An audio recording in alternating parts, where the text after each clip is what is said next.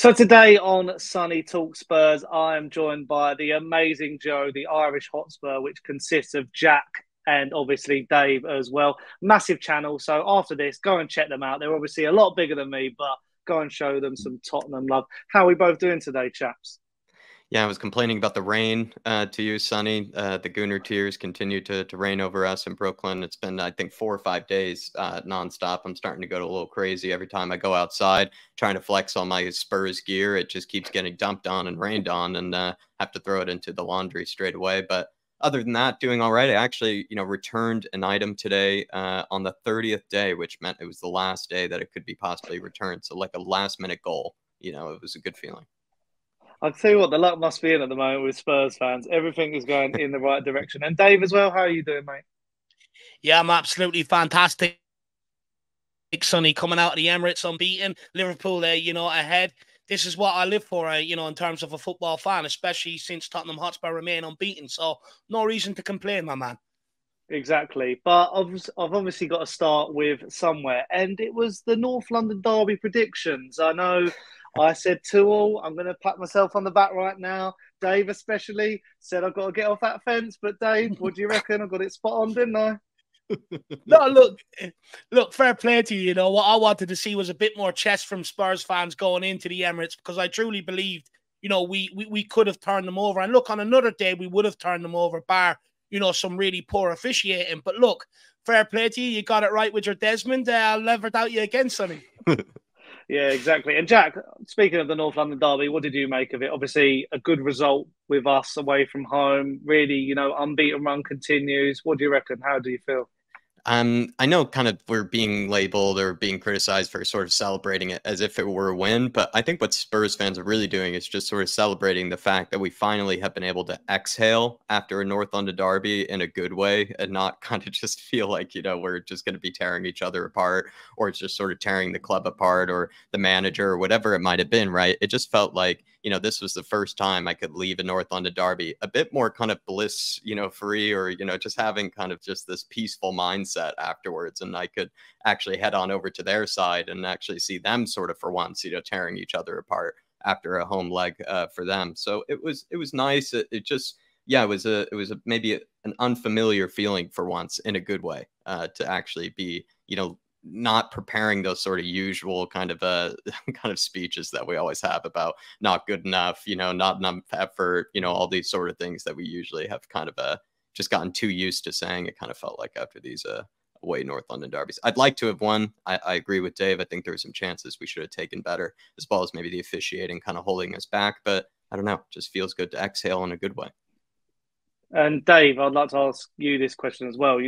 Going away to the Emirates is not an easy feat. We haven't won there since 2010.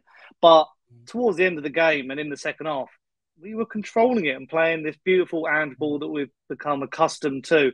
What did you make of that? Because obviously I would think, and I've done a video on this as well, under Conte, Mourinho, we turn up to these big away games, no heart, no spirit. And we went out there, everyone really, you saw the passion from Son, the passion from Maddison, all the players, Mickey van der Ven, just going into tackles like the clappers. What did you just make of it, of an overall thing, the passion from Spurs? No, look, it's something that, I've argued about a long time on my channel about, having players with the right sort of mindset, with the right passion for the club. In years gone by, I've seen too many places that have just become too many players that have just become stale.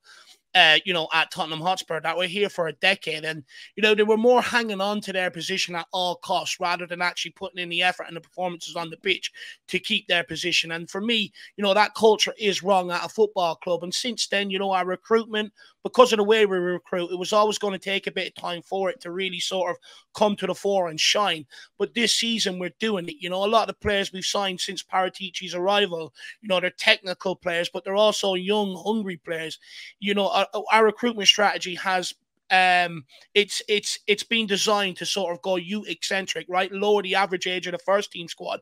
And since we've done that, you're seeing that reflected in terms of performances, right? Energy shown on the pitch, players that can get around and play Postecoglou's way. But also, the change in leadership. You know, you've got a lot of the old sort of mentality out that in that game, Sonny, in games like that, the likes of Dyer and Lloris, because of the way their mindset and the way they've gone to the Emirates and been beaten up in the past, with them leaders on the pitch, they'd start asking players to be more conservative, sit in, you know, damage limitation. But with the mindset we have with the new leadership group, which Ange was spot on to do, absolutely eliminate the old one and bring in the new one, you're seeing a different mentality. And there's no coincidence that we've come back, I think, 4 or 5 times this season to come back and gain points. And that's because of the new leadership. Years gone by, we would have absolutely crumbled and folded. But we won't do that now. As Ange Postecoglou said, we never stop. And then for me, I think there's a lot of praise going Adorji's way, rightly so. I'm fully behind that. Porro's way, Van de Ven's way. But for me, the biggest one I pinpoint, and I think was key to that, was Vicario. It was the distribution. It allows us to go into these hostile places and play out from the back and implement our game plan onto teams.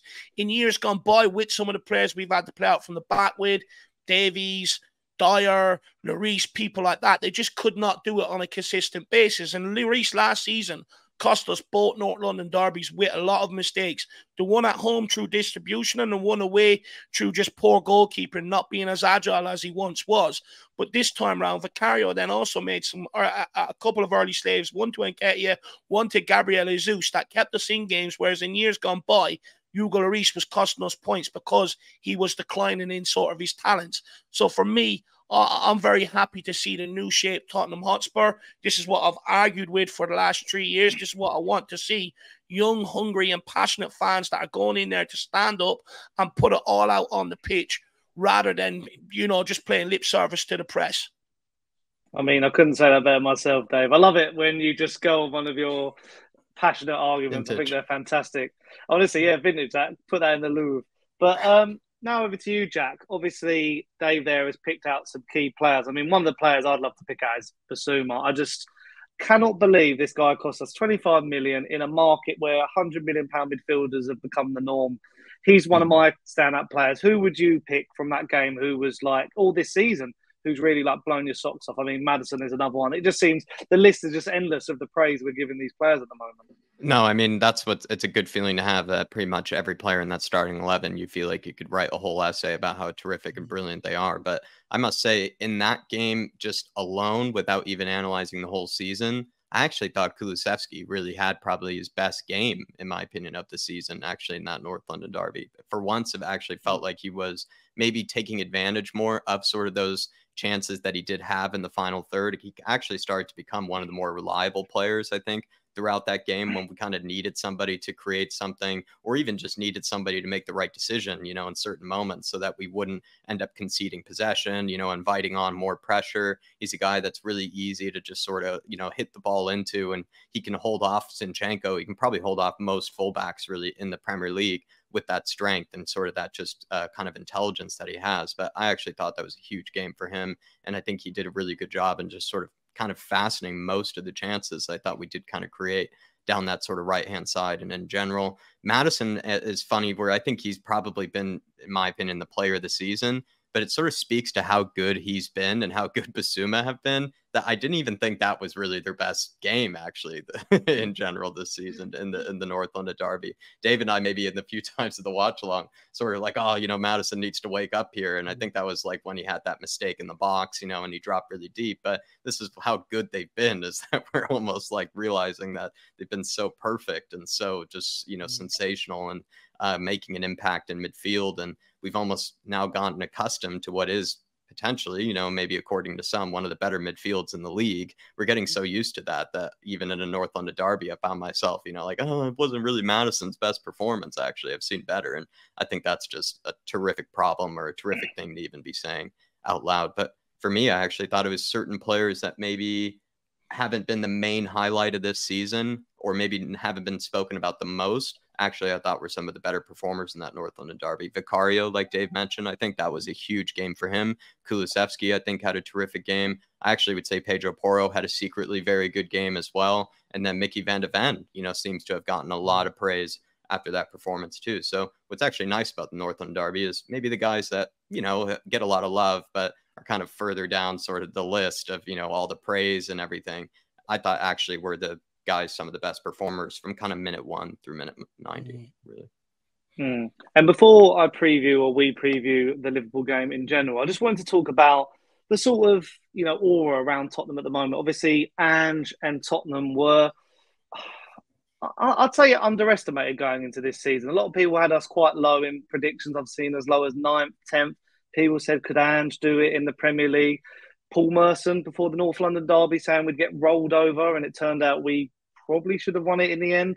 And we're coming up now against another test in Liverpool. Do you think, and this is to both of you, whoever wants to answer it, do you think people underestimated Tottenham this season and wrote them off? Especially, you know, our defence wasn't going to be good enough. And look at the defence now. You know, we had 5 of the, well, including the goalkeeper, 5 players at the back who had never played a North London derby, but they all look like ducks to water. So, you know, do you think all this sort of, like the vibes around Tottenham of us just, you know, going under the radar, making up the numbers, are you actually surprised, or are you glad we sort of came into the season a bit under the radar?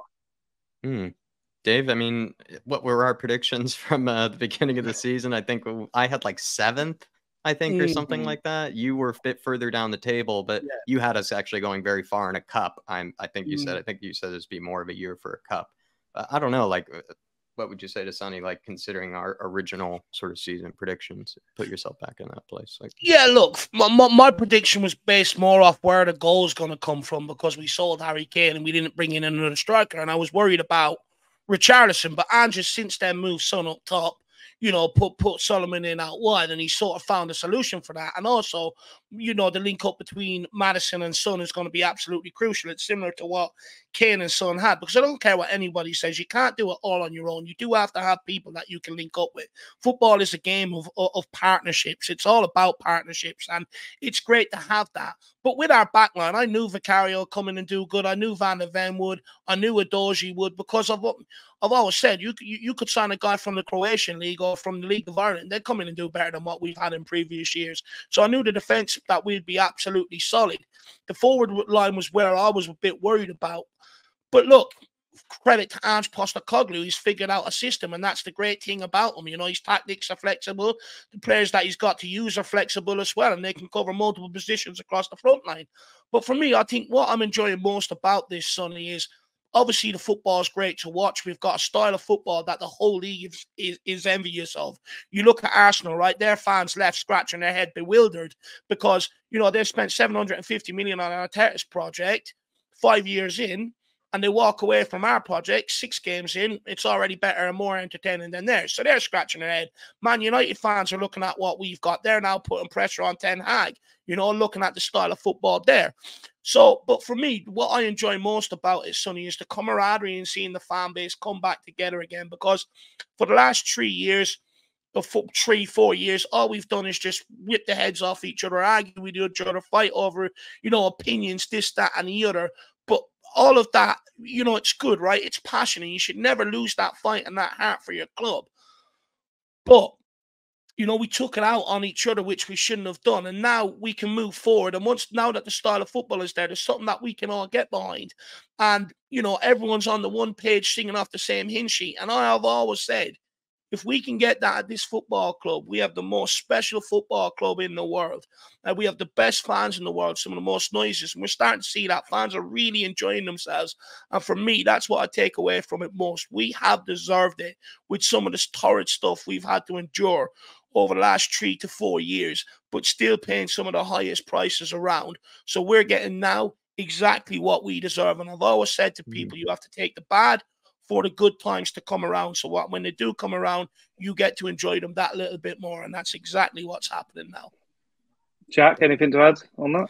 No, I would just say Spurs fans, they know how to enjoy themselves when we do have those moments to enjoy ourselves, right? And that was because we also have a lot of gloom. There's a lot of times where we go through sort of the you know, the doom and the gloom. And I feel like that's what sort of makes us maybe slightly different, maybe to some of the other sort of top 6 clubs. Is I think we do really hit our lows pretty hard, and we, in a way, sort of ride them out maybe less dramatically, I think, actually, than almost other fan bases seem to do, at least according to the media, it feels like. But I don't know, maybe us Spurs fans, now that we're in this moment where it feels like we don't have to be as worried, we don't have to be as anxious about the future or what's kind of going wrong and everything. We can really just, like Anne just said, giving us that green light to just sort of be happy, go crazy, be delusional, about our football club again. And Spurs fans, I think, are very good at that. That was part of the reason why I even, as a Yank, became a Spurs fan in the first place, was because I kind of liked the fact that we have that sort of, confidence and that sort of kind of just delusional kind of happiness, towards our team when we are doing well. And it feels like we're back in that place again. Thanks, Love to hear it, lads. And now we move on to our predictions for the Liverpool game. And what's quite good is I'll give my predictions first because they sort of relate to what Dave was saying in his dramatic speech again. I think we might win this. I actually really can see Tottenham beating Liverpool probably like 2-1 or something, because the way I see it is we're back at home. Both home games, the atmosphere has been incredible. I was at the Manchester United game. It was electric. The singing was back. The atmosphere was there. The atmosphere that we were promised and hoped for when we moved to the new stadium. Again, after the Sheffield United game, it will still be there after a late dramatic win, the latest win in Premier League history. So I'm thinking, another big test against a big team, against, Jurgen Klopp of all people, who loves a good moan. It's going to be some good battles in midfield, attack and defence. And I can see us really making the most of some of those battles, especially in midfield. I think we've just got to be wary of Liverpool's attack. And I think it might be more of a test than Arsenal's, because I still think Arsenal's attack is... I mean, we saw Gabby Jesus, not the finished article, but you've got Salah, you've got Darwin Nunez is hitting some form, Diaz, Jota. Jota always seems to turn up against us and get a goal. And also, I said this before you jumped on there, Dave, to Jack. This might be our bogey team, because we have some of the worst luck, though, against Liverpool. 90th minute goals going in, and, last season at their place, we bring it back and lose in dramatic fashion. But that's enough of my opinion. I still think we're going to win. And, you've probably seen what I say the last couple of weeks. I'm quite a half glass empty fan. So for me, predicting a win against Liverpool is quite a big thing. But start with you, Jack. Give me your predictions, your score line, all that sort of stuff. Yeah, I agree with you. We are very cursed against them. I think you mentioned all the right stuff, the last minute goals. And I would say, too, we've seemed to just miss some spectacular sitters against Liverpool as well. I can recall even Dele Alli's from, that game where I thought we just played spectacularly in our own stadium, and still somehow we did not win that game. And I remember his, Steven Bergwijn, then Kane and Sonny have even had their moments too, with kind of big ones. So I just sort of feel like, this could be a game where Spurs, could hopefully break that curse for once. Ange Postecoglou broke the manager of the month curse. Maybe he can break the Liverpool curse as well. I'm looking forward to it. I am kind of maybe less anxious going into it than I am the Arsenal match, maybe because it's just not as much sort of the rivalry and kind of derby, kind of vibe going into it. But it's still similar in that it's a very important game, and it's sort of another, forget what the term is, but, kind of test, right? Or litmus test for, are we actually good enough? Are we actually, sort of top four contenders, title contenders, all those sort of questions. And this is pretty much a carbon copy of the Arsenal game in that sort of, context. I think it's another huge test for us. I think Liverpool seem to be almost like us a bit from last season and maybe in seasons past, but I do feel like they're still slightly weak in the back. They seem to make mistakes every now and again, and there seems to be sort of lapses of concentration, but they also kind of like us have this ability to just continue to attack and attack and attack and wear you down. Their midfield is pretty spectacular, while it really kind of is missing, I think, a true sort of kind of, ball winner in midfield. They still have, it's almost like the Glenn Hoddle sort of Ozzy Ardiles days, where they just have three really technically gifted midfielders, all creative midfielders, kind of just playing in there, and it's hard to get it off of them. So I could see it being just as exciting, just as crazy as all the previous ones. I'm going to go for, just because I'm always delusional, I'm going to say we do end up winning it, but I'm going to say 2-1. It could be a basketball game, though. I could see it ending up being that way. That being said, it feels like Romero and Mickey van de Ven are doing a really good job, though, of keeping, a lot of goals out of their net. So I don't know, 2-1. It doesn't feel like it will be that. If we were to win, maybe it'd be more like a 3-2 or a 4-3. Sort of thing, because you just know Liverpool, even when they're down, they're going to find some sort of 20 minutes to come back and put us under a lot of pressure. And they always seem to also get decisions to go their way, live our pool for a reason, all those sort of things. So I don't know. I'm going to say it could be a basketball game, but I'm going to go originally with a 2-1. And I think Ange could break this curse. It feels like every manager has played well against Liverpool, but they just don't seem to get over the line. And Dave, to round us up then, your thoughts? Yeah, look, there's a reason why I call them Liverpool, because they constantly get the rub of the green with the refereeing decisions, and it really, really does wind me up. But look, it's the battle of the birds. You know, you look at our cockerel, it's the battle of the birds. But look, in all seriousness, it's going to be a tough game, right? We're all well aware of the record that we have there, right? Against Liverpool, it's absolutely atrocious. They always find a way, and we haven't beaten them at our new stadium. However, the way Ange Postecoglou and the team view it right now, records are there to be broken, and I think there's a good chance we can go and you know, go and get over that hurdle of beating Liverpool. And I think if we can do that, the possibilities for this team is absolutely endless, because everyone said, enjoy the ride, come Liverpool, come Arsenal, you know, it's all going to blow up in your face. Well, we've already got out of the North London derby. If we can get out, you know, beating Liverpool or even taking a result and without dropping points, that's the litmus test that Ange Postecoglou needed and this squad needed. And for me, I think then Spurs fans have to get behind it and start believing. Look, there's one area I am really concerned about, and it is Pedro Porro. And the reason why is because there was a ball that Arsenal played over his head to Gabriel Jesus, where Vicario pulled off a great save. Down the years, Liverpool have been absolute experts. Robertson and Trent Alexander-Arnold playing their balls over the back of the defence for their wingers to run in and smash. And for me, it's a big call. Do you go with someone like Pedro Porro, knowing that there's that danger coming into the game? Or do you go with someone like Emerson, knowing that he can handle himself in the air and he's very good in the air, but then you lose out going forward? However, if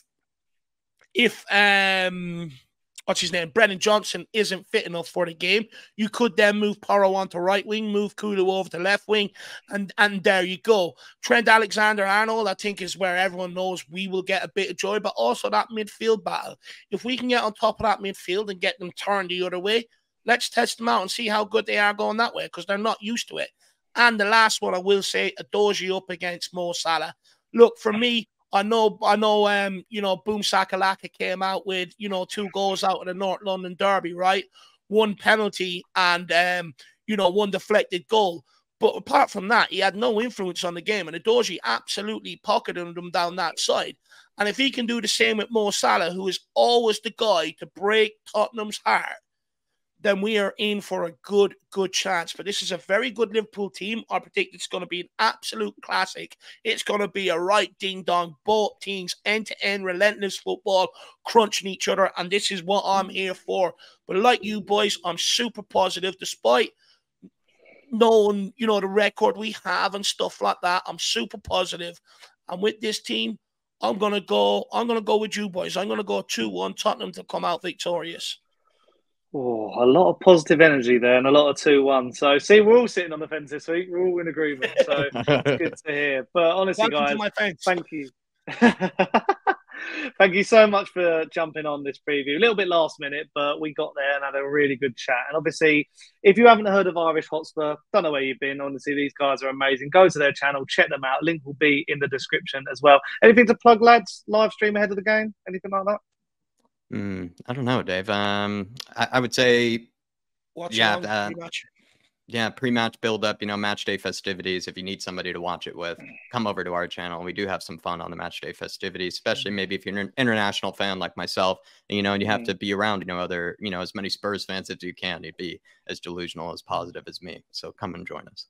Yeah, definitely go and watch that if you're new. But as I say, if you have enjoyed it, leave a like on the video, subscribe to Sonny Talks Spurs as well. And I think we'll see you all soon, because we love collabing. Good when we all get together on a video. But yeah, cheers, everyone. See you soon.